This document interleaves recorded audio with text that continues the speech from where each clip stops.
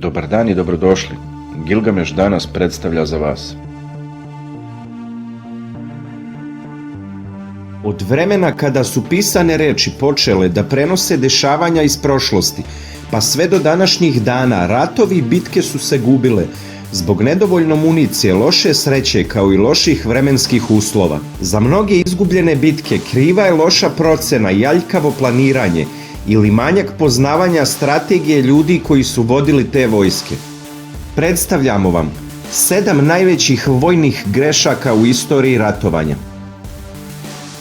Tvrđava Žao. 260. godine pre nove ere tvrđava Žao je već 3 godine bila opsedana od strane Kine. Žao Kuo je poveo 450.000 ljudi u borbu u nadi da razbije opsedanje tvrđave i bitku prelomi u svoju korist. Bai Kia zapovedao je kineskom armijom koja je bila manja te se dala u povlačenje. Željan što brže pobede, zapovednik Žao se dao u trku za kineskom vojskom i potpuno nesmotreno ostavio za sobom nebranjene zalihe svoje vojske. To je omogućilo kineskoj konjici da suparnicima koji su bili jači i u boljem položaju uništi sve zalihe. Bez hrane i ostalih zaliha, Žao Kuo i njegova vojska bili su prinuđeni na povlačenje u Sangdang, međutim ni tamo nije bilo hrane da se nahrani tolika vojska. Njegova izgladnela armija se predala, a zapovednik Žao je ubijen. Bai Qi, zapovednik kineske vojske, prema zapisima, pogubio je 400.000 vojnika, a Žao Kuo, koji je napravio previd i nije vodio računa o logistici, izgubio je život i svoju celokupnu armiju. Bitka kod Jarmuka. 636. godine Halida ibn al-Valida predvodio je vojsku od 40.000 arapskih muslimana koji su harali provincijama Vizantijskog carstva. Komandant Vahan je od strane Vizantije poslat sa 100.000 ljudi da se obračuna i prekine invaziju. 15. avgusta Vahan zatiče Arape kod Jarmuka gde je bio plan da se izvrši napad na njih. Tritirius, koji je inače bio podređeni Vahanu, pokušavao je da preuzme komandu nad vojskom. U vizantijskoj armiji vladalo je ogromno nepoverenje dok je trajala borba između Vahana i podređenog mu Tritiriusa. Oni jednostavno nisu napadali neprijatelja u strahu od izdaje u sopstvenim redovima. Na kraju su malobrojniji Arapi napali, pobili skoro celu vizantijsku armiju, neki su prodati u roblje, a neki preobraćeni u islam. Kolubarska bitka. Najznačajnija bitka između Kraljevine Srbije i Austro-Ugarskog carstva u Prvom svetskom ratu bila je Kolubarska bitka. Na frontu od preko 200 km bitka je vođena u novembru i decembru 1914. godine.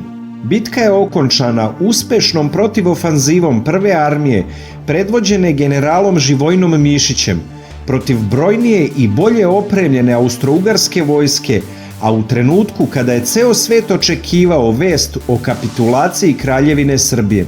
Poraz koji se desio u operacijama oko Drine, bitka na Mačkovom kamenu, srpsku vojsku je doveo u težak položaj i bila je primorana na povlačenje, suočena sa nedostatkom municije, manjkom hrane, odeće, obuće i što je bilo najgore od svega, velikim padom morala vojske. Živojin Mišić, dotadašnji pomoćnik načelnika štaba vrhovne komande Radomira Putnika, biva postavljen na mesto komandanta. Momenat u kome evropske telegrafske agencije očekuju vest o padu srpske vojske i dok Peta austro-ugarska armija u Beogradu priređuje svečanu paradu, otpočinje velika protivofanziva celokupne srpske vojske. Iznenađena austro-ugarska vojska, koja je smatrala da srpska vojska nema snage ni za odbranu, a kamoli za napad, bila je prinuđena na povlačenje. Na kraju, vojska Kraljevine Srbije, inače brojčano slabija, izgubila je 22.000 ljudi i imala je oko 91.000 ranjenih, dok su gubici Austro-Ugarske monarhije bili 27.216 poginulih, 118.911 ranjenih, 1.800 zarobljenih, 73.988 nestalih i 44.117 bolesnih. Podcenivši srpsku vojsku, veća i bolje opremljena austrougarska vojska je napravila grešku i izgubila bitku u koju je ušla sa ogromnom prednošću, mnogo većom brojnošću i mnogo boljim naoružanjem. Bitka kod Hatina. Sukobi krstaša i velikog muslimanskog vladara Saladina obeležili su 12. vek. 1187. godine Saladin je pod opsadom držao krstaški zamak Tiberijas. Gi, hrišćanski kralj Jerusalima, je okupio veliku krstašku vojsku na severu Izraela. Plemići su predlagali strategiju da treba napasti Saladinove zalihe. Međutim, Gi se nije slagao, smatrajući da je to nedostojan način vođenja rata, zbog čega je odmah sa vojskom krenuo na Saladina. Dok su marširali kroz pustinju, konstantno su bili napadani od strane Saladinove konjice, što ih je sprečavalo da dođu do izvora pijaće vode. Nakon što su na taj način izmoreni i oslabljeni, Saladin je napao i uništio bukvalno čitavu armiju. Moskva. 1812. godine Napoleon je poveo francusku vojsku, jednu od najvećih ikada okupljenih, u napad na Rusiju. Velika armija je bila sastavljena od 680.000 ljudi. Ruska strategija taktičkog povlačenja i uvlačenja Napoleonove armije sve dublje u Rusiju pokazala se odličnom. Kada su došli u Moskvu, Napoleona i njegovu armiju dočekao je spaljen grad sa uništenim zalihama i izvorima vode. Sve je bilo uništeno. To je Napoleona nateralo u povlačenje, međutim, dugački put ispred njega i njegove vojske nije mogao da im pruži ni skloništa ni hranu, jer su Rusi uništili sve za vreme svog povlačenja kroz te teritorije. Još jedan nepremostiv problem predstavljala je i surova zima koja je uzela svoj danak. U momentima Napoleonovog napuštanja Rusije 380.000 njegovih vojnika bilo je mrtvo, 100.000 u zarobljeništvu, a više od 50.000 osakaćeno. Zbog svojih ogromnih ambicija i loše strategije, Napoleon je izgubio jednu od najvećih vojski ikada okupljenih. Pad lake konjice.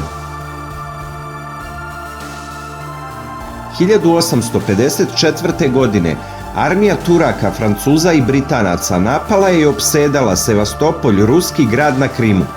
Baza u Balaklavi napadnuta je od strane ruske vojske 25. oktobra. Turska vojska se povukla, a ruska uspešno zauzela položaje i zarobila topove. Lord Raglan naredio da se pošalje laka konjica na Ruse kako bi povratili zarobljene topove, što je bila kobna greška. Nisu videli pozicije na kojima su Rusi postavili artiljeriju, zbog čega je njihov napad pokosila artiljerijska paljba. Zbog nejasnih i zakasnelih naređenja, Lord Raglan je izgubio čitavu laku konjicu. Bitka kod Trazimenskog jezera. Ova surova bitka odigrala se 24. juna 2017. godine pre nove ere između dve vojske, vojske Kartagine koju je predvodio Hannibal i vojske Rimske republike predvođene Gajem Flaminijem. To je zanimljiva bitka koja predstavlja jednu od najuspešnijih postavljenih zaseda u istoriji ratovanja. Hannibal je isturio jedan manji odred vojnika, navukavši protivnika da pojuri za njim. Celokupna rimska vojska je pojurila za manjim odredom, čime je Hannibal postigao željeni rezultat. Kada se rimska vojska razvukla, napao je po bokovima i bitku pretvorio u potpuni masakar. Od 30.000 rimskih vojnika, 5.000 je uspelo da pobegne, 15.000 je ubijeno, a ostalo je zarobljeno, a zapovednik Flaminije je također ubijen.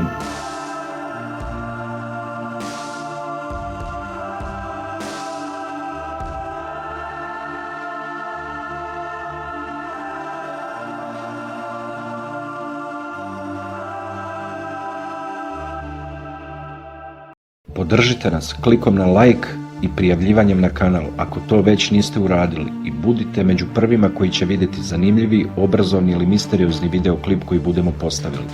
Hvala vam na podršci.